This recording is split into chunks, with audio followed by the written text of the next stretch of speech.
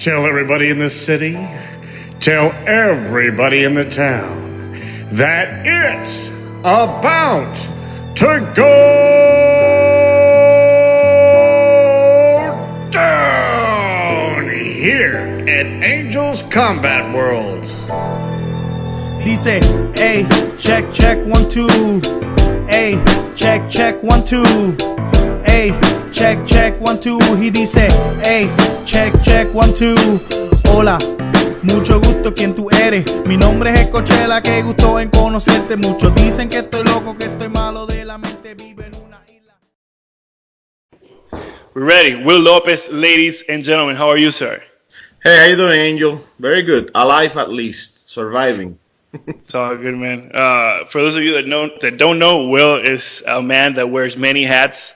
Yeah. But he is responsible, at least in my eyes and in front of many people's eyes, for running the most successful MMA company in Puerto Rico and the most well-run MMA company in Puerto Rico that has some rich history. How did this start, or how do you get involved in the combat sports world? Maybe as a kid, were you an athlete? How did that happen? Well, as an athlete, we all in the island begin practicing standing sports. So I started karate when I was a kid. My dad took me there because he didn't want me to be bullied in school. And a little bit of, boxing and as a kid and stuff. And so I have always been involved and fell in love with the sport. Actually, UFC 8, David versus Goliath, was in Puerto Rico in Bayamon, and I had the pleasure.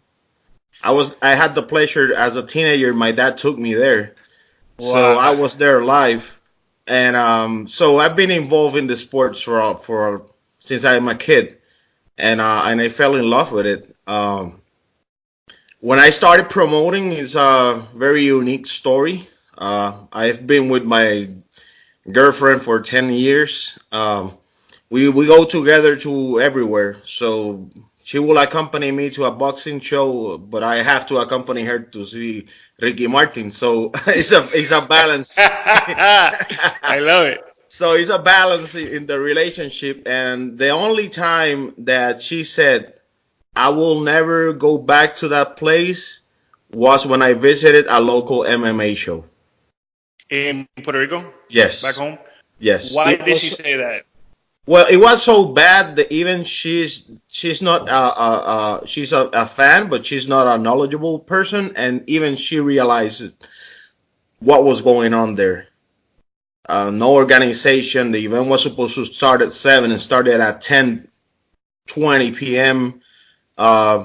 We pay a lot of money. We only saw 4 or 5 fights. It wasn't a good, nothing good, to be honest. And she said, like, next time you go alone. I say, whoa, this is really bad. So so I put my money where my mouth was, and I said, I need to do something better. And that's how Royalty Combat was born. What year are we talking about here? Well, we started promoting in 2014. You know how difficult it is to start a new business back home. So it takes over a year finding paperwork, insurances, and permits and stuff. But in 2014, October 2014, we made our first show. And you ran for how long? We ran straight for almost 2 years and change, close to 3 years. We promoted 15 events. Sorry, we promoted 2 grappling events. So we ran 17 events in less than 3 years. And when people talk about Royalty Combat, they still talk about it today, even though, yes, if I'm not mistaken, Royalty Combat is still the name of your management company when you manage fighters, correct? Yeah, and to be honest with you, when I work with amateur fighters, I do it for the love of the sport. These kids will get travel covered, hotel covered, and I pay my own travel. So it's not that I'm benefiting from these guys. I'm trying to give them exposure. as like you say, I've been inactive for over 2 years in the island. Still, the name sounds. So we're doing something good. I tell people, and I'm not trying to brag. With a cell phone, I'm doing more for the sport than people that are all still down there promoting. And I'm not trying to bash nobody. I'm just stating the facts.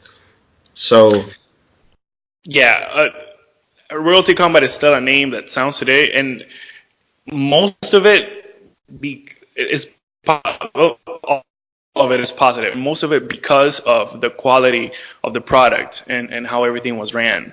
And how difficult was it? If you can take me through organizing one event, how hard was it from the moment you thought of the idea until the fight night? ooh, very tough. I'm the type of person, I don't want to call myself a control freak, but I like to get my hands dirty. I'm the day of the fights, I'm at 5 a.m., wake up, and I'm the first one carrying my own cage.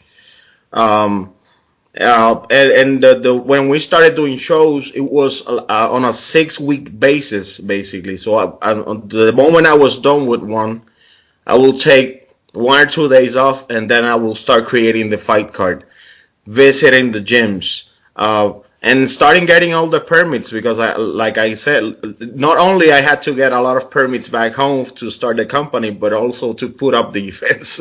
That was the hard part, to be honest with you. And yeah, that it was a hard work thing to do, to be honest. Yeah, I'm It sure. took away a lot of time from me.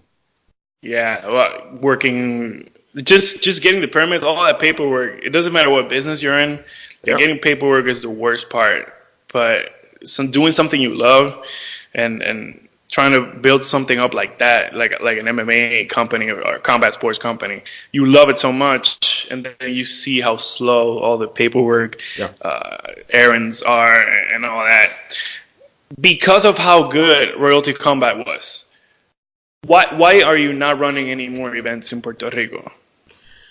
There's ton of factors. The economy, sadly, is not in the best place, and you can do it so much out of your own pocket, but at the end of the day, it's a business. So that is a tough part, but also dealing the big problem that we have is that the commission is a government entity, and sometimes we don't have the competent people that we need to have in a commission to work with. And when you start seeing crazy stuff happening, and what you do is measured differently from what others do, then you get upset, and that negative feeling gets to you. And I had to stop, to be honest. I couldn't deal with it anymore. I was highly frustrated with the commission, and their lack of professionalism. That's the main reason, not the economic part, to be honest with you.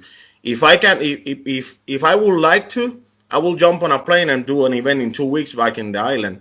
The thing is that I have been telling the commission that we need to sit down, and they don't care. How long ago was this conversation, or when was the last time you reached out to the commission? When we were still doing events back home, something happened. That was the first part. I'm gonna put it like this: in a 24-month period, there were two other companies back home. Mm-hmm. One of them did 2 events. Mm-hmm. The other one did 1 event, and actually one of the other companies resurfaced for 1 show again, and they disappeared. In that same period of time, I did 15 shows in 2 years. And the other promoters went to the commission and tell them, "Oh, you're allowing Wilfredo to put grappling super fights and striking super fights in a cage, and that's illegal." Said who? The other promoters told the commission. The commission followed their lead. Ugh. They sent me a letter. I answered them back, and I said, "No problem. I want to have a meeting, but you guys have to explain to me what I'm doing that not beneficial for the martial arts, and then I'll drop the fights. If not, I'm canceling the rest of my schedule and I'm done.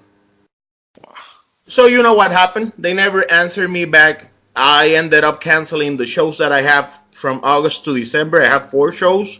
I canceled them all, and in January I moved to the States. Wow, so you just dropped it and left. Yeah. Jeez. But the people that don't know, you can look this up on YouTube. Like, you can look the Royalty Combat on YouTube, and the feel of the product, the white cage, how everything was ran. It was so crisp when you compare it to other product in back home. And it's sad because if there's something that Puerto Ricans know how to do, is they have the heart to fight. They love to fight. And we're introducing now, for the last, I say, maybe 10 years, we're trying to introduce other martial arts besides boxing. We've proven how good we are in boxing. We go up and down. We've been up and down recently, but we have Amanda, we have Tito, Yeah. we have a couple of people. They're very good worldwide, and now we're trying to introduce a couple like the Muay Thai Federation. They're doing good things, so there's good things going on. But for some reason, the problem is that the commission is ran by the government, and nothing ran by any government is going to run correctly. Do you agree? I'm gonna give you an example. In Puerto Rico, there is somebody that is doing illegal events. They're setting up a cage. They're putting fights with their own rule set, not the rule set of the commission. Their own rule set. They allow little kids. They allow minors. They allow amateur kids that have never fought. They allow ground and pound. With kids? Well, yeah, when I was doing events, ground and pound wasn't legal for amateurs. So, and then this guy comes, he sets up his own stuff. They allow him to put events without a promoter's license that I have to pay, without an insurance to cover the commission, which I have to pay, with the kids. The kids don't do blood work, they don't do drug testing. They're very dangerous. And you know what the fun part is? The same guy that is putting up those events works at the commission, brother. Oh, that's hilarious. So why I'm going to be going back to my island and set up events where that same guy is saying, no, I'm gonna be looking out for that guy because I don't like him. And so you have somebody that is doing illegal events, and he's part of the commission, and he's gonna try to check what I'm doing. Like, it's not worth my time, to be honest with you. When you check on the Nevada State Commission, that all the other commissions take a look at them to follow the rules. Yes. They say no promoter cannot be attached to any gym. No person that wants to work with us can be attached to any gym, to any company, and in Puerto Rico, that's the first thing that happens. Dude, how long has this been going on with that particular company? For years. Like 4 or 5? Yeah, since I started, I knew what they were doing. But again, the commission cannot do so much if you're covered by politicians. It is a corrupt system. And then when I had this conversation with the commissioners a ton of times, and then they ended up saying, "Oh, there's a loophole in the law. They can do whatever." And I explained to them. I said, "I have my lawyer. We have the Constitution first. We have the laws second, and then we have any rule set that you want to have for your own company. So you are letting this guy violate the state laws because he has a rule set written by him. It doesn't make sense." And when people go on YouTube and search MMA in Puerto Rico, these ridiculous videos pop up, and then we are the ones that have a black eye, because that happens to me. I have offered some of my amateur guys that I know that can do well outside the States, and then when they show me those videos, are they fighting this crap or they're fighting MMA? So I have to go back and send them my videos for them to confirm that they're not fighting those illegal fights. See, this is the problem that I see, because this is the like bad news travels quicker Yeah. than good news. Yes. And bad reputation and bad deeds travel quicker than the opposite. Yeah. And this example is the one that travels faster, because they don't. If they look it up, it's very rarely are they going to see one of your fights first, because this guy has more volume. Like, he's been doing it more recently. That's what I mean. Yeah. So I encourage anybody that wants to know what MMA in Puerto Rico is to please look Royalty Combat MMA, and then like just so you can see like that's been taking place that I wish was still doing it back home in the island. I know it sucks that you had to leave and all that. Do you think there's a window of opportunity? Something you can do, maybe grab your lawyer by the hand and just fly down to the island and work this thing out? That's the wishful thinking. I have been having that itch since I moved to the States.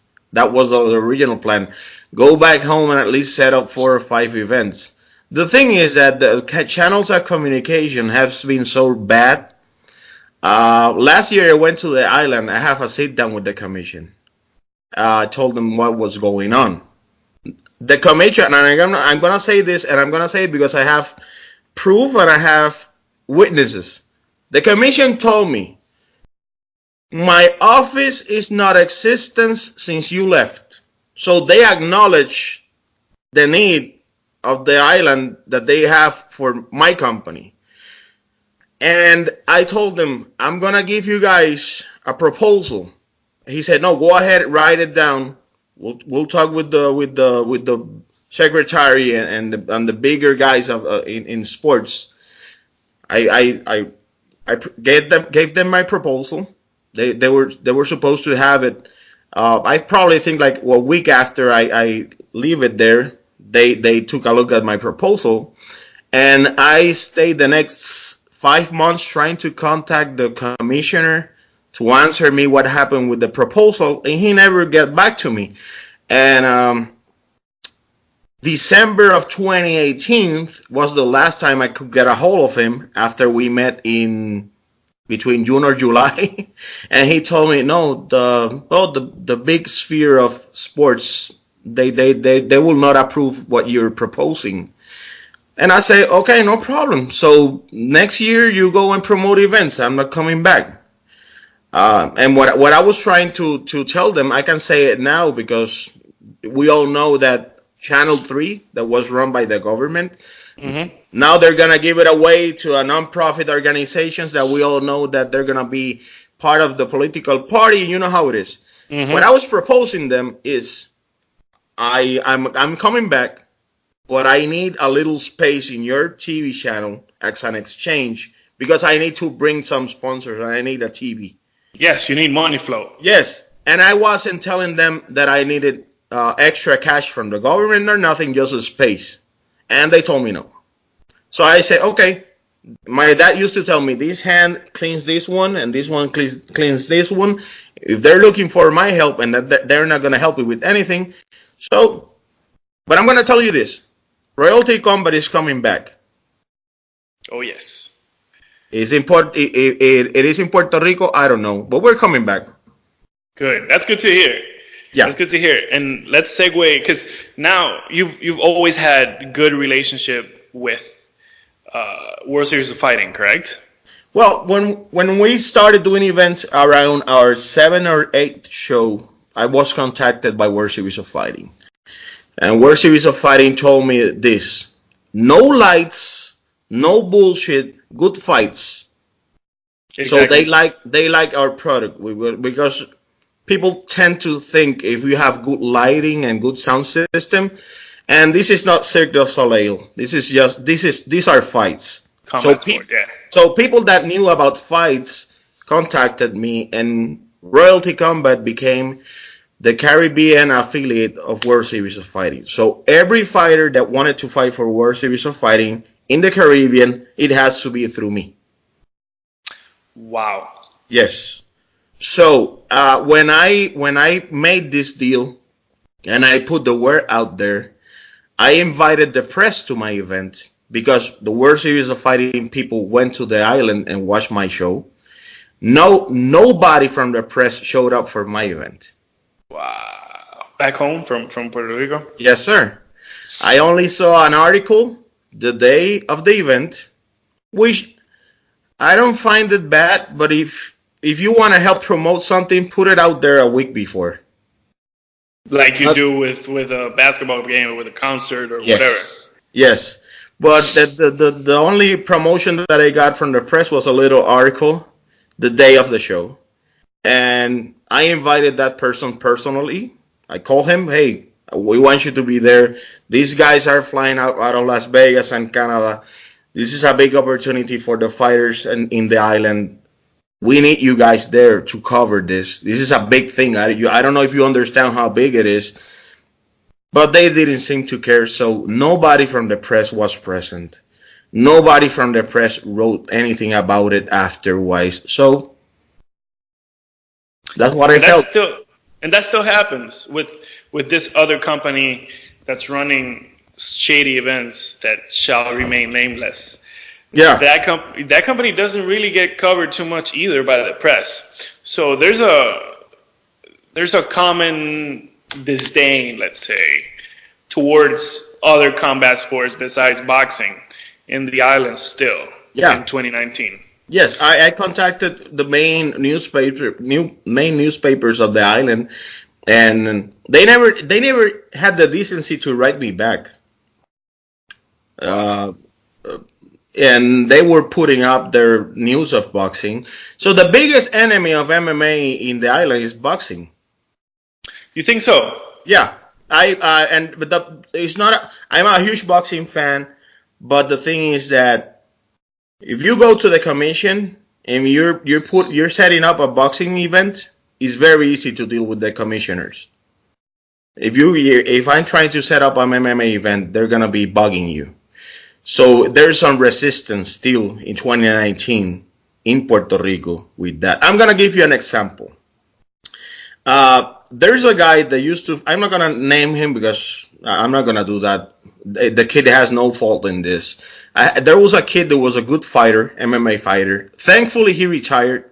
I'm going to say like it is. He got a nice MMA record. Because of the lack of events and because he was only one-sided, he only wanted to fight in one promotion. He will take his fighters and fight with me, but he never fought for me. He needed the money, so he fought in boxing in Puerto Rico 10 times. He got KO'd 10 times. That's not good for your brain. No. You know what? The thing is that the kid gets suspended because of the protocol that they have in the island, which is not the best. You have to get 10 losses in a row before you're getting suspended. So, which it doesn't make sense. And the kid gets KO'd in a boxing show, and probably less than a month, 2 or 3 weeks after, he goes and fights MMA and gets KO'd in less than a minute. The problem is that he was suspended on boxing. Right. You know the biggest problem is? The boxing commission and the MMA commission are in the same office. Only one door separates them. And there was no communication of the boxing commission and the MMA commission. Everybody knew that guy was suspended, but them. So what are we talking about? This is the Brazilian commission, which sucks and have put up fights of women against men. Right. Looks like the Las Vegas commission if you compare them to Puerto Rico. Man, and I want to clarify real quick. Whenever people hear this, at 23 minutes and 38 seconds, they might get offended. What I want to say is the love that we feel for combat sports in Puerto Rico is so much that we're not bashing any fighters, we're not bashing anybody else. We're telling it like it is. The commission doesn't know what they're doing. That's all it is. Well, I'm gonna say this. If somebody gets offended in 2019 after this crap has been going on for years, you're part of the problem. If you're waiting for me to say something that you feel offended to react, you're part of the problem because you're a mediocre person. I'm gonna put it out there. Because if the commission wants to respond to what I'm saying, because I'm saying it publicly now, you're a problem because you were supposed to deal with problems when it happened, not now. Now we're looking for a miracle. Now we're looking at a country that is recuperating and sponsor money is tight. The government doesn't even have a TV. They're giving it away to non-profit organizations. Non-profit, we know what's going to happen there. Right. And there's a lack of growth in the island in sports, and it's not coincidence. When you have fighters, when you have athletes doing pages of GoFundMe to go and represent the island, when this is supposed to be a thing that the government covers, you're looking at what is going on in the island.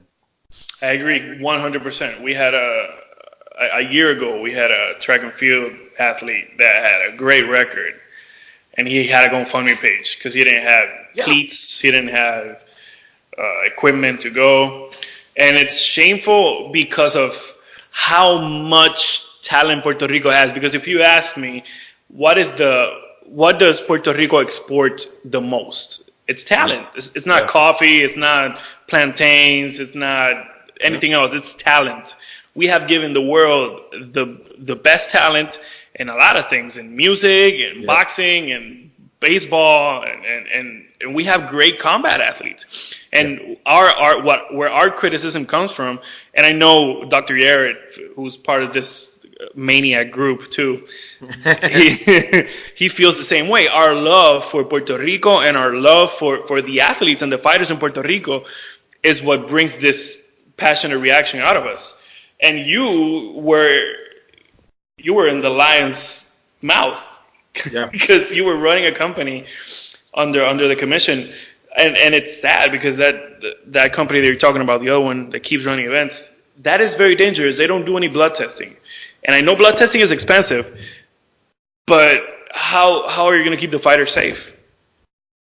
The commission in Puerto Rico, the name of the commission is the Security Security in Sports Commission. So they oversee all the extreme sports that go in the island. If you're a security commission and you don't ask for blood work, what are you doing? You're not doing anything. That's the first thing you got to do. It's fighting. Everybody's going to bleed. Yeah. I really hope that the pressure that I'm putting on them, they look in the mirror and they say that we have to stop this. This guy has to be out of the commission. Agreed. Because that's when you have a tumor, you want to take it off. Not little by little, because if not, you will die. And that's what's happening with the commission right now. I don't even know what to say, man. I will say it again, I would love to be back in the island promoting shows. I love the sport. I love my island. But things have to change. I have called them to have a sit down multiple times, and they at the end of the day, they don't care, because they have told me to my face, we want you here, we need you here, but when push comes to shove, if they're in a political position, that weighs more than trying to help the sport. Yeah, that happens in other industries. The political pull back home. It happens over here in the States too, but since it's bigger, you don't see it. You have to be really. Yeah. You have to open your eyes.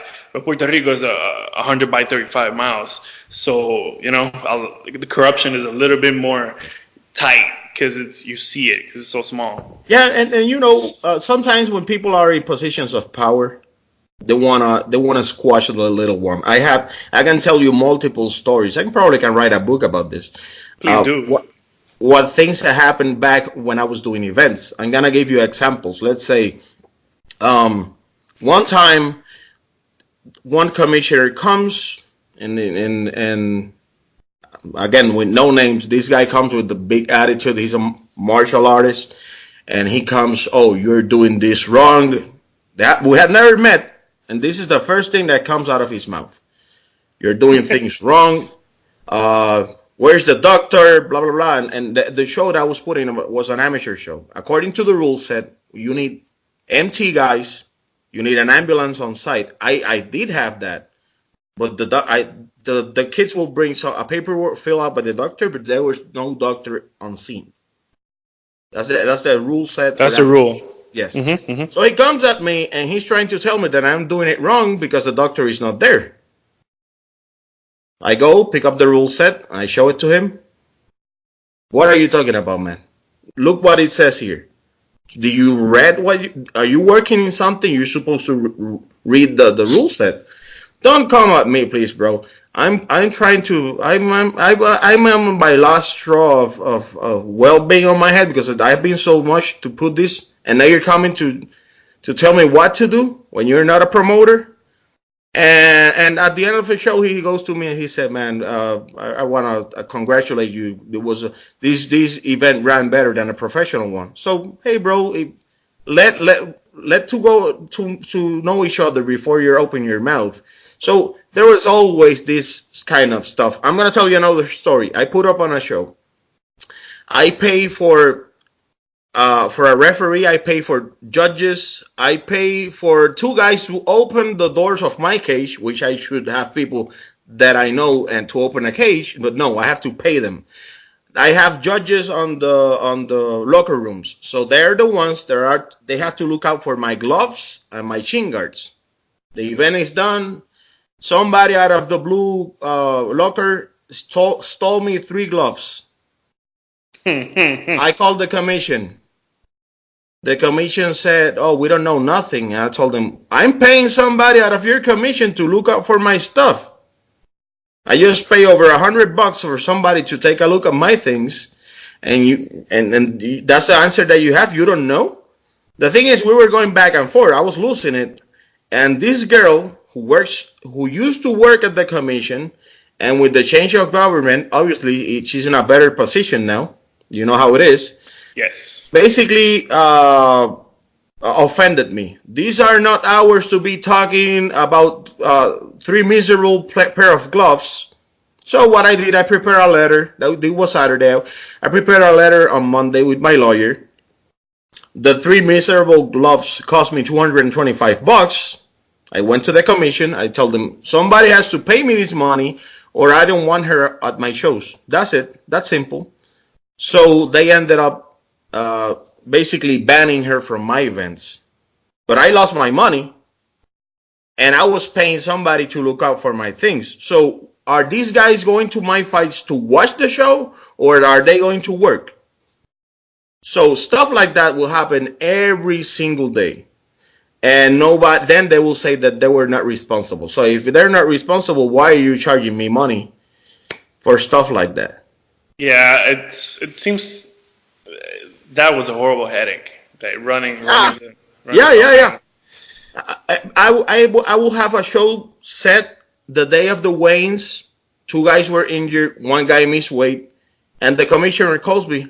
I'm gonna cancel your show because you don't have enough fights. And I told him, "Are you gonna get my money back? I will go straight to court with you because all the other guys that made weight, all the money that I'm investing, you already paid." I'm gonna tell you this, and the commission cannot tell that I'm not saying the truth. If I had an event on Saturday, the week before I will bring all the money and pay the commission. Wow. And then another company goes and tell them, "Hey guys, I don't have the money. I have to wait for the money from the TV or something, and then you will get your money." And the commission will okay that, and then the other promoter will not pay the commission. So, wow. How much do you have to pay a commission per event? Do you remember the number? How much?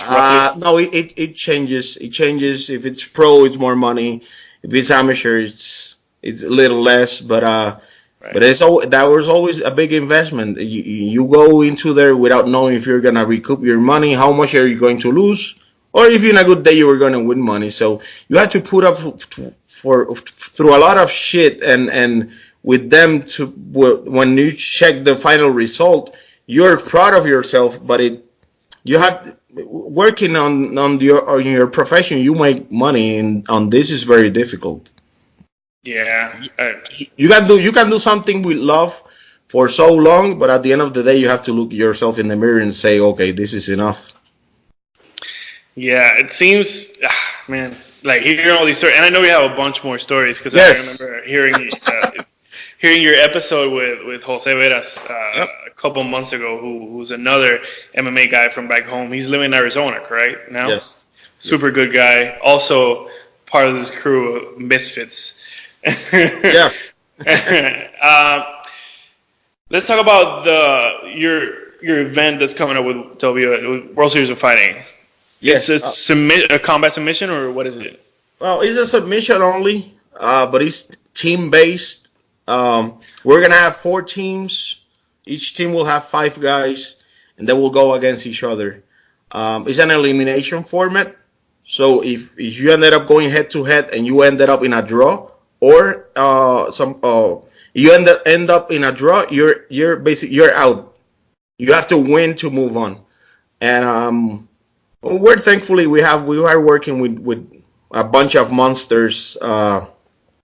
It's gonna happen June 15th in Sam's Town Hotel and Casino here in Las Vegas, and we're working with people of the caliber of Robert Drysdale and Kevin Casey and Gabriel Checo and Casey Holstead from 10th Planet.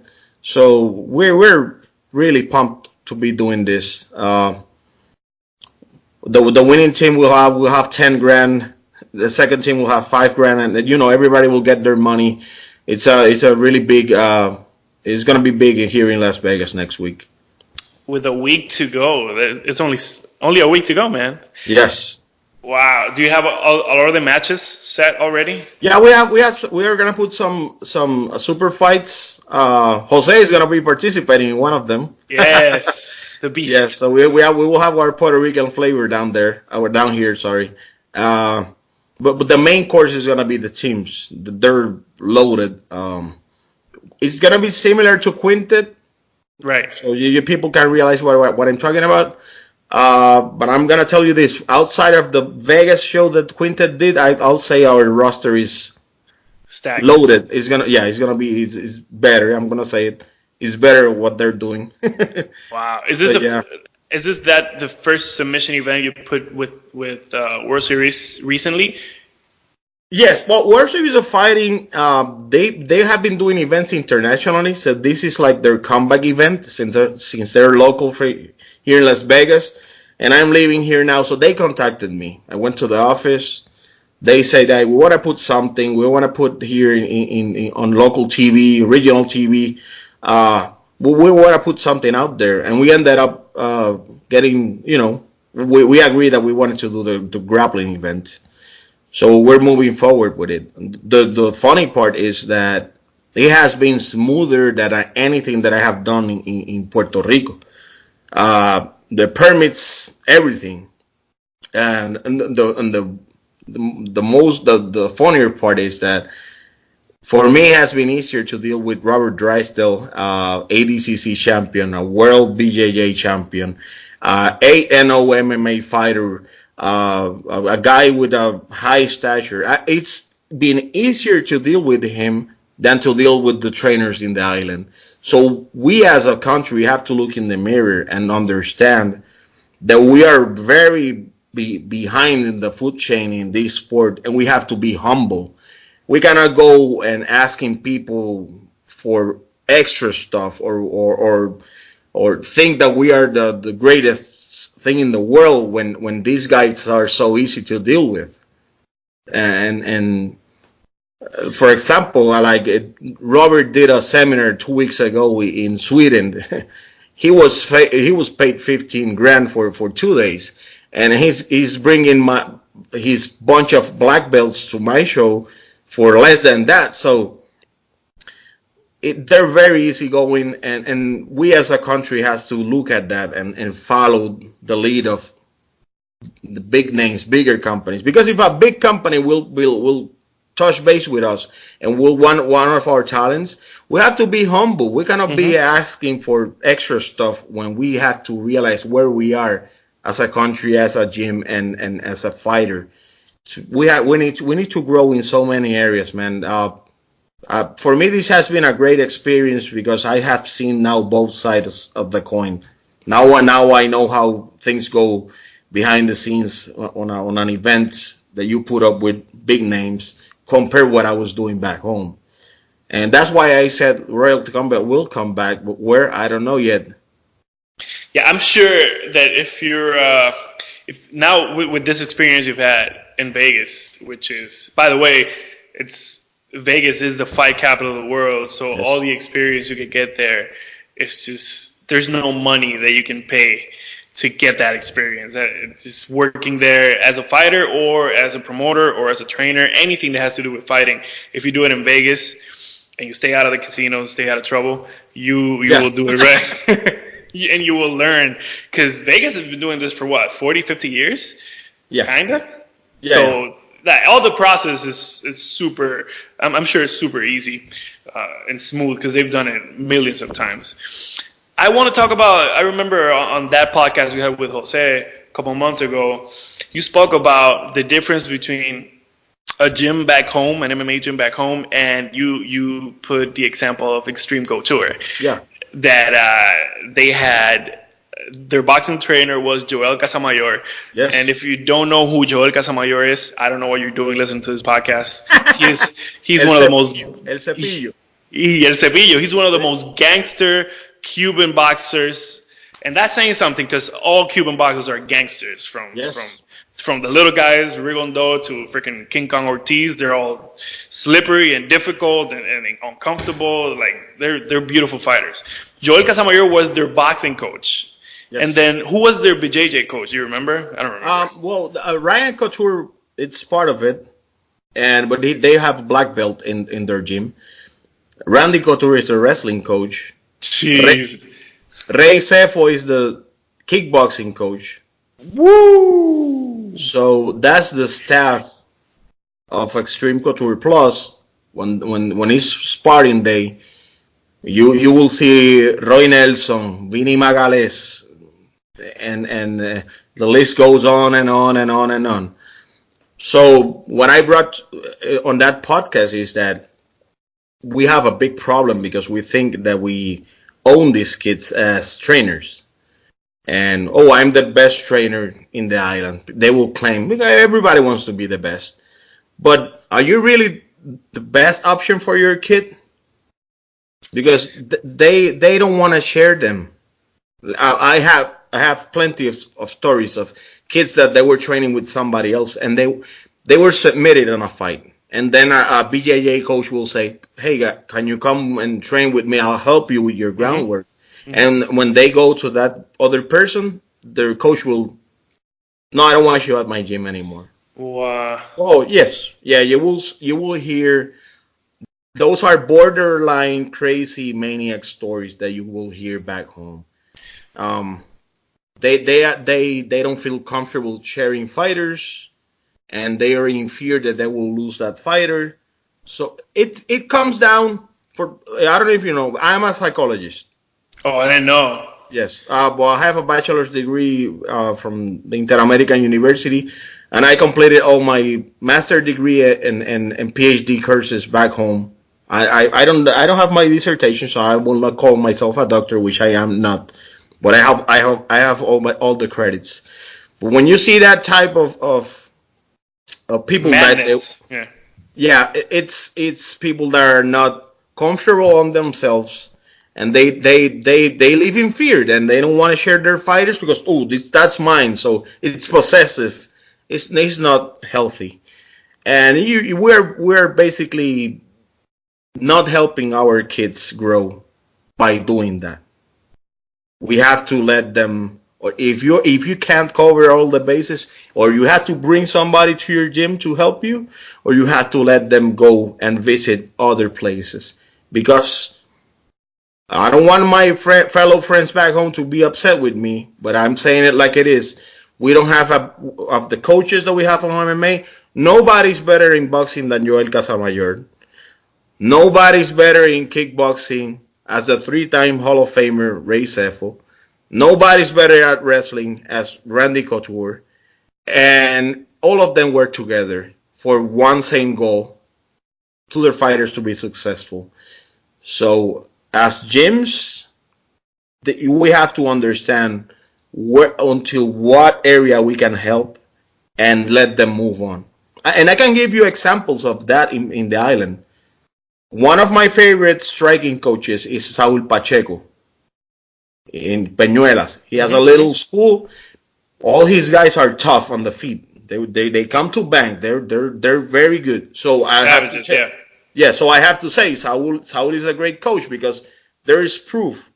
The best female fighter of Puerto Rico is Christy Tiuchenko, who lives in the States, and Saul has her since she was like 12, and she has been all over the world, China and Japan and all the places. She's a monster. Now she's a mom. I want to congratulate her. I just saw that, and she comes from Saul's school. Saul knows that he's a striking coach. So what he does is his kids, he will send them at least twice a week to a grappling school. And when they're going to corner them, both of them are in the corner. Wow. So no problem of sharing. Another example of that is Juan Delgado. Juan is more of a Muay Thai guy. And they have the Tiburones in the same school. So their guys will train striking. And then they will do the grappling with a grappling person that really knows what he's doing. And I really invite other gyms to do the same if we want to the kids to grow, because we're seeing the results when the kids go outside. We're seeing the results. What's happening? Yeah, unfortunately. It's not coincidence, Angel. It's sad when that happens, but then the examples that you give with Saul and Juan Delgado and all the guys are shark. The shark guys, those guys are savages. I see their stuff online. Yeah. And they know what they're doing. I don't see what's so hard about it. I don't see what's so hard about it, because we have great boxing. We have great boxing trainers. Not all of them are great, but we have great retired fighters. Ivan Calderon is a great boxing trainer. Yes. I think he trains Javier Cintrón, who just lost. Well, he didn't lose. It was a no contest. Because that headbutt.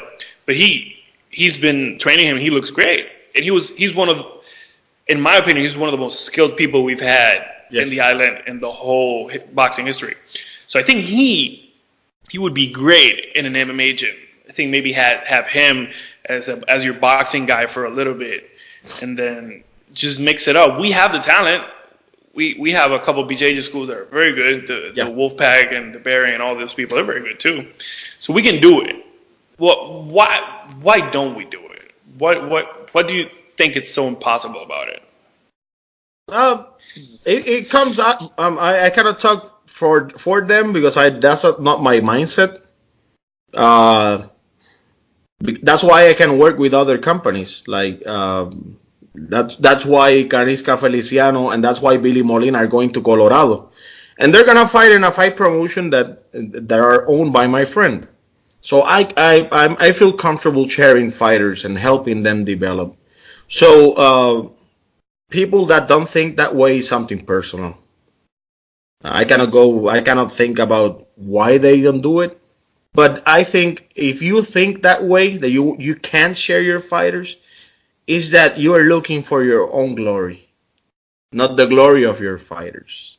Agreed. So that's a mental problem there, in my opinion, personality-wise. What I'm trying to say is because when one of my guys win, of course is a gym and the name of the company, we celebrate.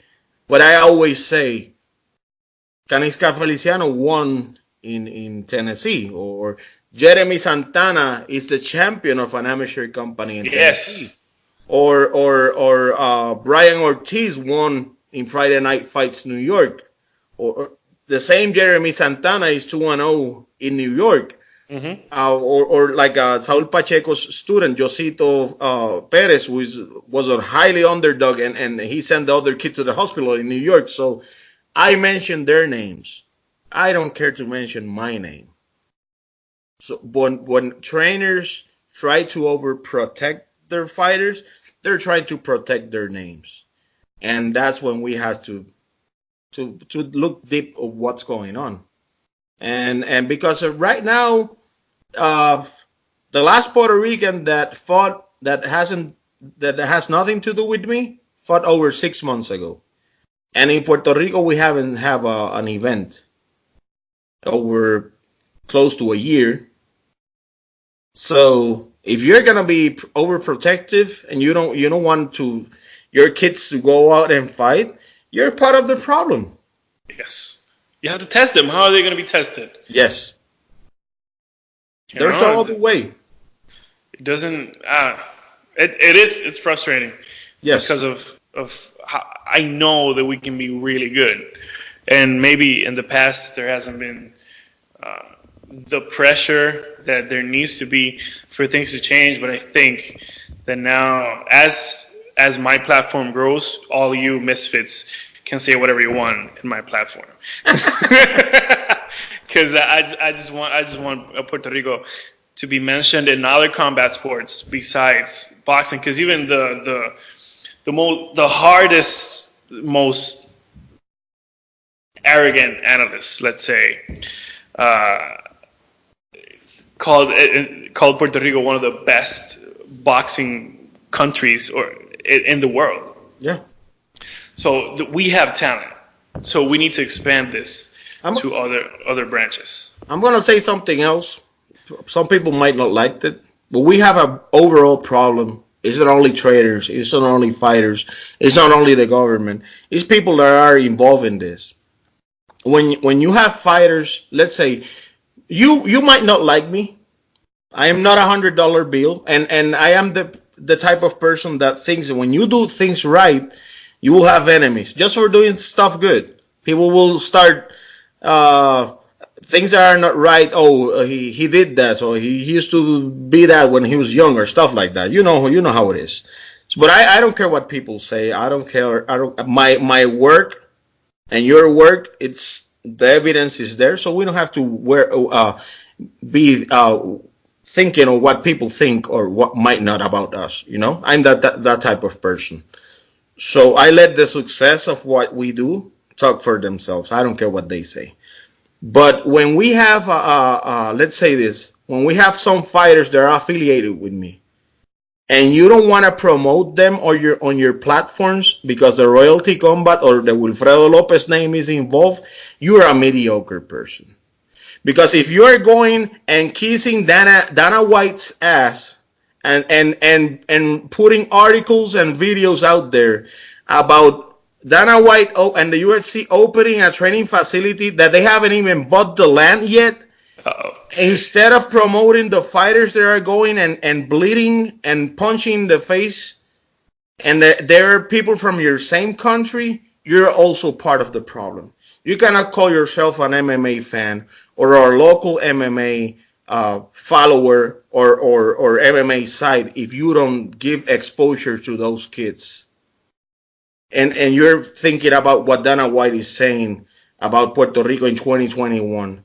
You have to help the sport grow. If the Muay Thai Federation has an event, put it on your page. But if my guys are fighting outside, if Billy Molina is going to a $10,000 tournament in July, put it like it is. Wilfredo found that fight for him. He's his manager. He will say that, but they will not do it. And then another company put one show a year, and they will be, the best Puerto Rican fighters are fighting against the toughest opponents from the States. And when you check the record of the opponent of the States, it's 2-15. Are you a responsible? Are you a responsible outlet? No. Oh no! I know you're laughing, but I know. Yeah, the problem is I know exactly what you're talking about, and I love all those guys too. But hey, it is what it is. It is what it is. Like it has to be run correctly. Like we need to spotlight our guys correctly. We have to, because like for example, if Tito Acosta, who's our I think flyweight champion right now in boxing, he's fighting in freaking Japan or whatever. We're covering it. Yeah. And we do it with pride. I think that, you know what I think? This is what I think. Puerto Ricans, all of us, we're very prideful because of our history, our political history, and where we are, and what we've had to do to stand out. And sometimes being so prideful has its downside when we do it against our countrymen. I think we need to smooth out that part of our character so we can work together as a whole combat family. Because it doesn't make sense. If we're so small, it doesn't make sense that we're quarreling with each other, and you have to go to freaking Vegas to put up events. You know, maybe you can't do it in your own hometown. It's sad, and it's something that shouldn't happen. And I wish people, I don't know, I wish people would pay attention. I think that's what I mean. Yeah. I wish people would pay attention and how we can make this better. Yeah. What I'm trying to say is we need to be fair. If I'm, for example, I'm not asking for any benefits from the commission. I'm trying for them to be fair. If you're asking me for stuff, ask everybody else for the same thing. If the law says that you have to have your own promoter's license and you cannot be paying somebody else to use their license, you have to enforce the law. If somebody else is doing an event and it's illegal, you have to enforce the law. So that's what I'm asking about media outlets out there. Just to be fair, I don't care if you like me or not. What I have achieved, I have never asked for any of them a favor. So to be honest, I don't care. I'm just stating the facts. But as for my kids, they deserve better. You know? True. So I'm not asking something about me. I have a very tight group of people that can reach me and that are in my circle. I don't need that people in my life, but my kids do need them to get a sponsorship for travel, for training. So instead of taking things personal, if you don't like me as a person, be open-minded, be an adult, be responsible, and help those kids out there. If we haven't have a fighter in 6 months that has represented the country fighting MMA, and we have two on the same fight card, open your mind, share the news, and hey, if you have a fellow businessman, this guy is looking for $100. Can you give them the $100 so he will put it on his pants so he can fight and show it nationwide on pay-per-view? That's what I'm trying to say. But the thing is that everybody pulls from their side. I don't know what they're gaining, to be honest, because I don't know what their gain is of defending X or Y, because they don't. It's not that they're benefiting for something, because there hasn't been an event here in the island for almost a year. So it's not that you're getting paid.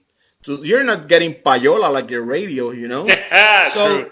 So there's no benefits. That's why I don't understand why they do it like that. So it's not that I like to play the victim, but I'm an outsider just like you. And when you say the truth, it rubs you the wrong way. You defend everybody loves in Puerto Rico Dana White. Dana White will say the crazy stuff on on interviews, and they still support him because they're the UFC. And we as a community have to understand, we need to start when you have professional fighters, the aim has to be different. We have to stop aiming at the UFC right now without the lack of events that we have. We have to start looking for smaller MMA promotions, and we have to do it the hard way, grow little by little. When we go and fight on a bigger platform and we have a fighter from our country and gets humiliated, they don't understand the ramifications of that. To their gyms, to the other fighters of the island, people will say it publicly like, whoa, this guy was ranked 1, 2, or 3 in the island, and he was beaten by the 90th guy from, I don't know, Nicaragua or some other country. Right. So we have to realize where we stand, and we have to grow all together. We do the same way we've grown in other sports. I think I see no reason for us to be so behind on other combat sports. I'm really happy for the Muay Thai guys though. They're looking good. Yeah. They're doing good stuff. Yeah, for sure. They will have some obstacles. I know the commission is trying to help them. From what I heard, like I was with Juan like 2 weeks ago in Florida, and he's part of this. Yeah, he's part of the project. Yeah. So he said the commission is being good to them. So I told him like, hey, good luck with that. I would love for the commission to help. And I saw that they put up the show. And they used their own judges and stuff, and the commission was okay with it. The thing is that you have to choose your judges wisely. Mm-hmm. If I was them, if they haven't asked for an advice, use judges that are not affiliated with schools. Mm-hmm. Because when a controversial calls comes in, then what you have solid will start crumbling. Yeah. If you have people that are not happy, that's what's happening. So you guys, if you're hearing me out, that's the only advice that I have for you guys. I have told them if any need that you might help, I'm all for it. Like if you have a good fighter that we need to take it out of the island, let me know. I'll help you with that. But it's in the pamper stages. But I wish them all the best. For sure, yeah. It's baby steps right now, yes. But that first event, the reaction it got, and the fights, the quality of the fights were very good. Yeah, and I'm very happy for them, and they're gonna grow so much. Let's talk a little bit of boxing, man, because I know you're a boxing fan. There you go. Jeez, what happened with AJ? I don't want to say I knew because I didn't, but. Out of the three big guys, Fury, Wilder, and AJ, the least tested one was always AJ. Yeah. So it was a surprise, but not really. What do you think? I look in the mirror every morning. I say, why didn't bet? I know. $100 will have given me 1,900, which I need right now. Yes. Yes. Well, AJ again. People in the media don't know the power that they have, and that's why I mentioned what I mentioned before, because we need the media on our side. Yes. And AJ had a big media. Yes. They created an Adonis, this big black dude built like a truck, gold medalist. He has all that on his favor. But like you said, he was the least tested out of the three guys. Boxing, people don't understand it, but boxing has become like MMA in the company situation. Like Wilder is a PBC guy, Joshua is a matchroom guy, and Fury now has become a top-ranked guy. So promoters have to work together. That's never easy. And Matchroom Boxing is basically a UK-based company. So his opponents were lesser caliber than the other two guys. That's just a fact. And Andy Ruiz used to fight for top rank. He was unbeaten. He flew to New Zealand and got robbed by Joseph Parker fight. 100%. Yes. He got him. He didn't like the way Bob Arum was promoting him, so he was a free agent, and he moved to PBC Boxing. And I think Al Heyman felt comfortable letting Ruiz lose and go and fight Joshua. They didn't have anything to lose. Yeah. And that's what they did, and I applaud them for doing that. And the thing is that Ruiz he's an overweight guy, but he's a strong guy. And he's very athletic. And probably the fastest hands in the division. So while AJ was dealing with the U.S. media for his first fight and trying to look good on the mirror and stuff, I think he overlooked Ruiz. And I'm gonna say this: I think in a rematch, Ruiz will beat him again. I agree. I think he's the better boxer for sure. I think if I was Eddie Hearn, I will tell AJ go and recoup, probably fire your trainer, and we'll get an easier fighter, and then we'll look for that fight. And Ruiz said it like, I'm the champ now. I'm calling the shots. If you want me to go to the UK, I want 50 mil. So get that money, baby. Get that money. Yeah. And Wilder has 2 fights lined up that are. Wilder is getting on with King Kong again in September, and he just signed, and Fury and him signed the rematch. I saw that. Yep. I wouldn't want to fight Ortiz ever. He's so uncomfortable. Going back to AJ for a minute. Yeah. Like the only real impressive, well, not his biggest test, let's say, in my opinion, was Klitschko, and Klitschko was 97 years old. Yeah. And Klitschko dropped him. Yes, there you go. Yeah. And then he faced Carlos Takam, and I think, did he fight Chisora too, or Dylan White? He fought Dylan White. Yes. Yeah, that was a big win. But Parker lasted 12 rounds with him. Yeah. And that was a horrible fight. Horrible. Yeah, it wasn't a draw. It wasn't a great fight. Yeah. Going back to Wilder now, which I was talking with the guys, and he got tested. He got tested on that first fight with Ortiz. Yes. He got rocked, and he's not a technical wizard. He never was, and he never will be. And to face a technical genius like King Kong Ortiz on his first fight, and knowing that the only chance we really have is to take his head off with the right hand. Yes. And he did. and he did. Yeah, Wilder is an interesting case. You love him or you hate him. I don't know why. I love the guy because he, in my opinion, he's a cruiserweight fighting heavyweight. He's like 215. Yes. So he can cut to 200 to 205. Mm-hmm. So he's a cruiserweight, first of all. Second of all, he started boxing late. Yes. He was a basketball player. And even with that, he ended up getting the bronze medal at the Olympics. Mm-hmm. So little by little, he has been growing. He has faced the toughest opponent of any of the big three because Ortiz is a 4 guy. I like it. Now you can make the argument with Ruiz, but at the moment, Ortiz was number 4. Yes. And thankfully I was there live. I saw that fight live in Brooklyn, and his composure, he survived. He was hurt, and then he bounced back and almost ripped Ortiz's head off. So you have to give it to the guy. You cannot say that he's not a good fighter. He might not look nice doing what he does, but he understands now that he just has to throw.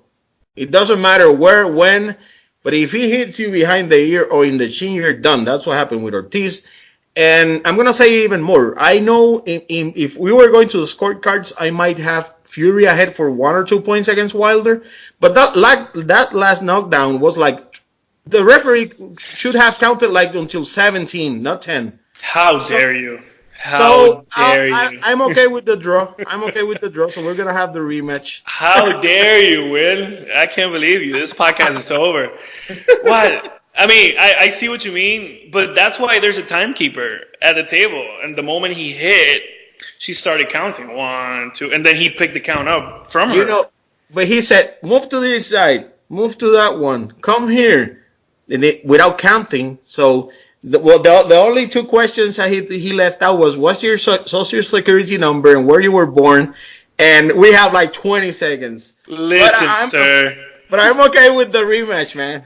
You are out of line. We've seen that happen millions of times. Like, only because it was the highest profile heavyweight fight, now everybody's mad at the referee. No, I'm not mad at him, actually. I'm okay with it. But you can make the case of a draw because with the 2 knockdowns, there are 4 points. Mm-hmm. If you give Wilder 2 out of the other 10 rounds, which you can make the argument of 2 out of 10, it's 20%. Now, I'm not saying he won all the fight.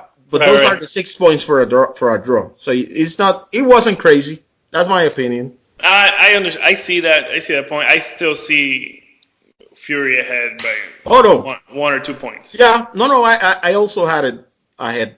I'm trying to make No, that's the argument, and it's a big money fight. Heavyweight boxing hasn't been at the forefront like it is now for a bunch of years. Yes. The Klitschko's, although I appreciate the Klitschko's and I appreciate their style and how effective they were, like their style really killed boxing for a little bit. Yes. So thankfully, casual fans want to see Wilder. They want to see Wilder drop someone like he did Brazil. That we still don't know if he's alive. We don't know what happened. Yeah. So that's what casual fans want to see. And casual fans are the ones that bring the money too. They're the ones that go out on a Saturday night, have a couple of beers, go with their girlfriend or their buddies. So they're, you need to have the casual fans fall in love with the product. And I can understand people pulling strings for it to be a draw, even though it wasn't. Fury to me is for sure the best heavyweight boxer we have right now. Yeah. I would love to see him fight Ortiz. I don't know how many casual fans want to see that, but I would love to see him fight Ortiz. I think their styles will cancel each other, and I'll see Fury winning a decision. The only way you can outbox the boxer that Fury is, I think we haven't seen a crispier boxer in the heavyweight division since Muhammad Ali. Exactly. Yeah. So the only way to cancel an expert like that is with power. So the only person that can really match with Fury is Wilder, because Wilder can hit him and drop him 1 or 2, 3 times, and then he can recoup the points. We have to understand it's a 10-9 system for a reason. Yeah. So sometimes we'll say, oh, that guy landed 300 punches more than the other guy. Probably he outlanded the guy 50 punches in one round. So, and he won 10-9. That's it. Yeah, exactly. So the only way to cancel that beautiful boxing of Fury is with power. So that's the fight that people want to see. Joshua has to go back to the drawing board. He has to take care of Ruiz if they make the rematch or what happens. But I will not be surprised to see Ruiz tangling with the other 2 big boys after, probably later on next year. I agree. I think he should make whatever money he makes with AJ, beat him as he should, and then avoid Wilder for a little bit. Dude, I don't know. There's something about Wilder he can carry that power from the first round to the 12th round with ease, and he can just finish a fight. Yeah. It's scary, the torque he has. I think. I don't know if people will agree with me. I think he's the most powerful puncher in the division that I have seen. I think so too. I think Wilder's power is above Tyson's. I think Wilder's power is ahead of... Even though Lennox Lewis is my favorite heavyweight boxer of all time, I'll say Wilder hits harder. Yeah, for sure. Yeah, so I don't know about the 60s guys, but from what I have seen... Right. I've never seen something like this. If I was Ruiz, if Joshua avoids Ruiz or they don't want to pay him, I see Ruiz fighting the winner of Kaunatsky-Areola fight, and that will be a war. Ruiz will be favorite, but I would like to see those big boys throwing leather. Wow, Areola is still going. Yes, and he looked good in his last fight. Yes, he did. That's a guy. Those big guys fly under the radar. Because Areola is very skilled, and he's very good. He's sneaky. He's sneaky good. Yep. He's a warrior. But wow, he's very good. He's a fun guy to watch, though. Yes. I would like to see the 2 Mexican guys going at each other. New school against the veteran. I heard that the IBF, which is one of the belts that Andy has, was trying to stick their nose in there and try to make him fight a mandatory. Do you hear anything about that? I heard that... supposedly, Eddie Hearn claims that they will not interfere, but they wanted to make Andy fight Kabrat Pulev, which is not 68 years old. Yes, so that's a fight that doesn't make sense in the boxing world. So IBF should know better and stay the hell out of this. Yes. Yes. So I only see Andy fighting AJ if the money is good. If not, he will come back to Heyman's stable and fight one of his guys or a tune-up fight. But he will be active. I think he will not sit down waiting for AJ forever. No, he shouldn't. He shouldn't. He's young though, but he shouldn't. Yeah. He shouldn't. No. Bob Arum did damage to him already. Like he did Mikey. Yes. So Arum did those two guys, and he didn't do anything good for them. They had to be sitting in the jail for 2 years. So he has to be active. I know he basically fought twice in 2 months, so he needs a little rest. But at the end of the year, he should come back. Yeah, he should. But speaking about, are you good on time? Yeah. Go ahead, man. I'm okay. We're good. Okay. Speaking about the IBA, WBA, WBO, WBC.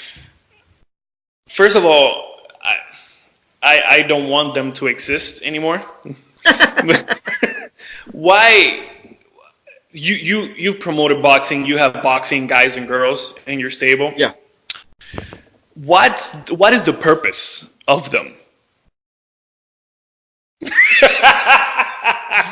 I love it.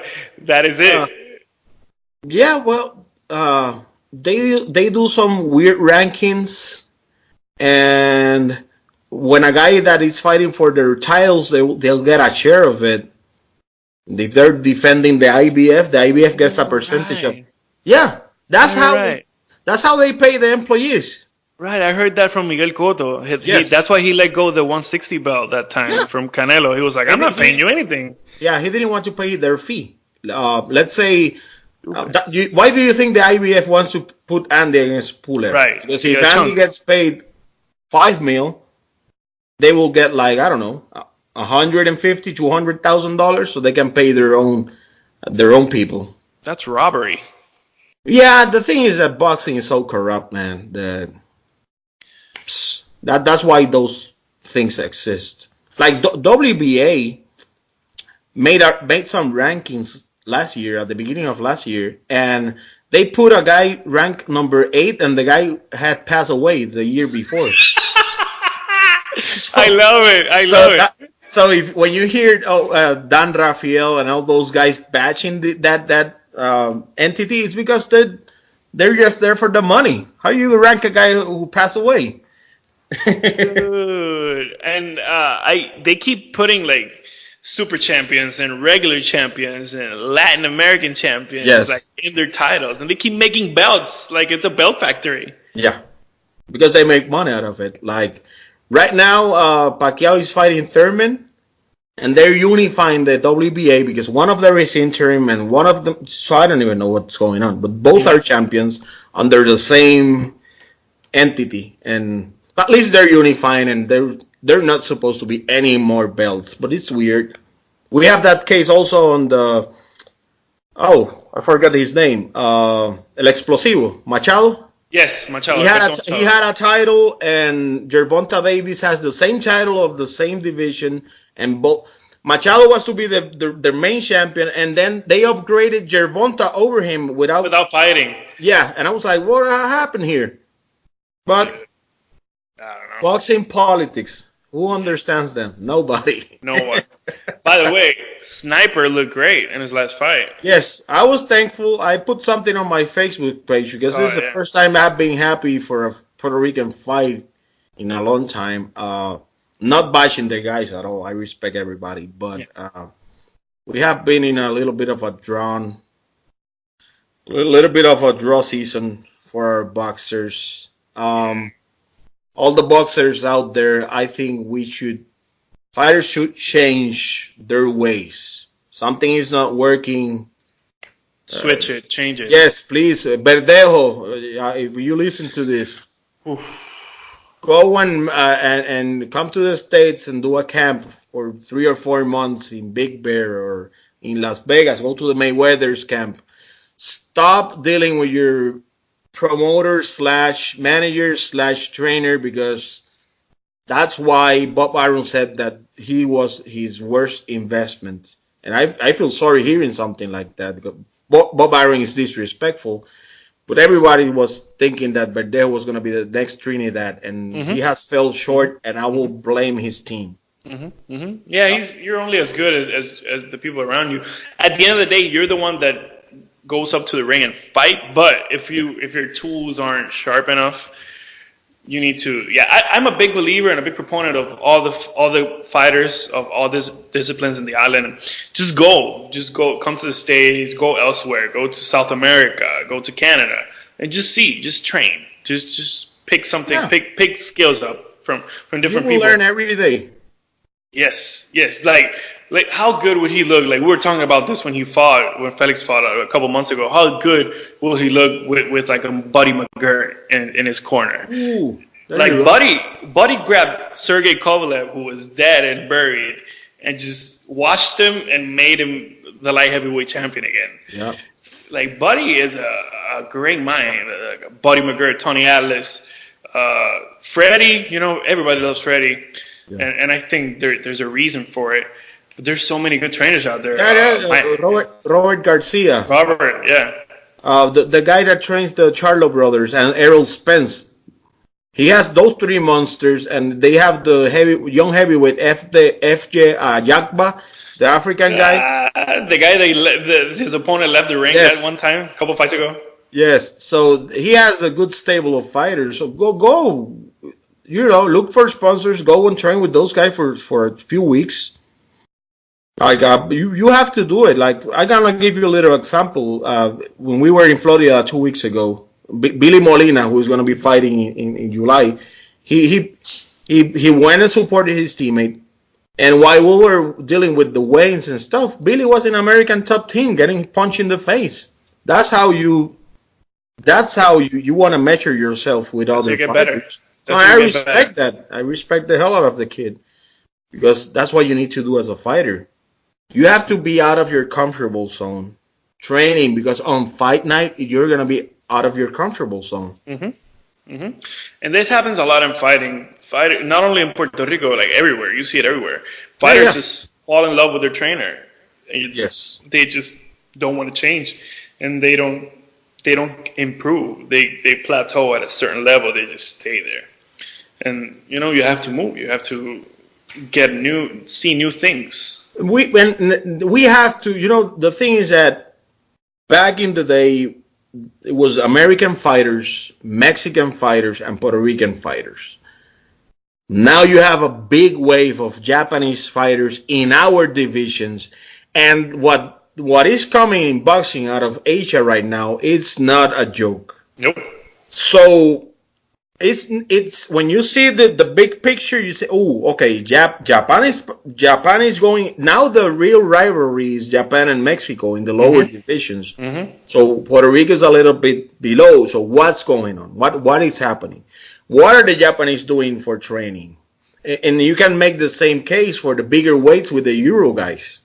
Yes. So now we have the Europeans in the bigger divisions and the Japanese, and this is a thing from the 2000s.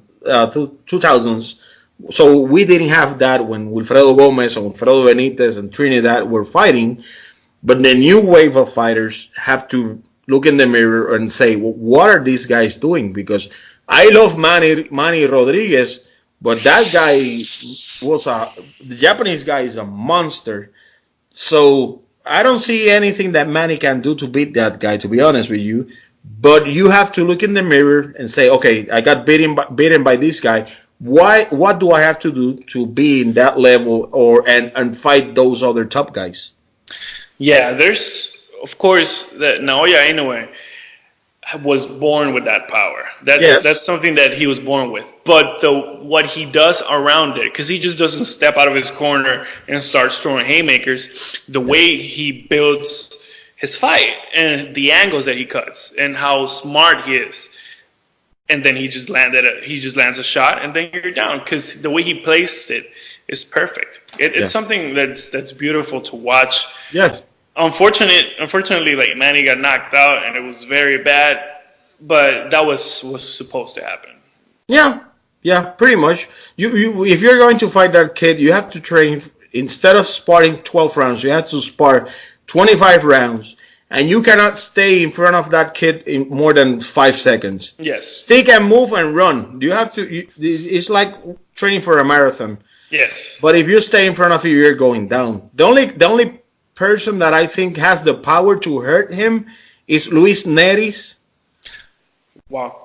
That is the only kid that I see out there that can really match him up. And I will see a brutal KO before 3 rounds for either one of them.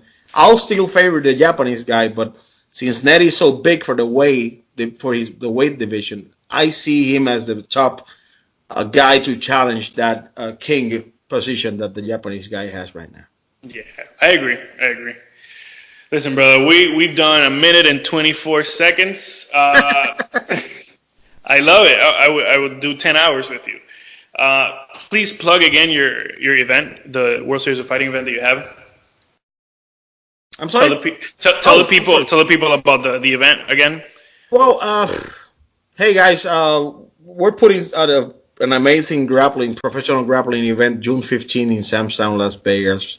I just want to thank everybody that has been part of this. I'm just a normal kid born and raised in Quebradillas, Puerto Rico, and for me to be putting up an event in Las Vegas is very humbling. The people that know me and that supported me, I always thank you guys. The people that don't know me and probably know things about me for other people, I invite you guys to meet me. You know, I'm a person that likes to help. I have a ton of connections that I can really use to help my guys, all the fighters grow. And I'm not saying it to brag or nothing. You have seen how my guys have been active in the States, and I'm just a little piece for you to come to reach your dreams, you know. I really fortunate with the position that I am right now doing this event. I look forward to continue working with them, and I would love for Royalty Combat to come back. I'll predict that we're going to be back. Where is the question? I would love to be in my island. Do I see it right now? I don't think so. My prediction, I'll probably do an event outside the island before coming back. But I also tell the commission, please sit down with me. Try to help here. And we can do good things together.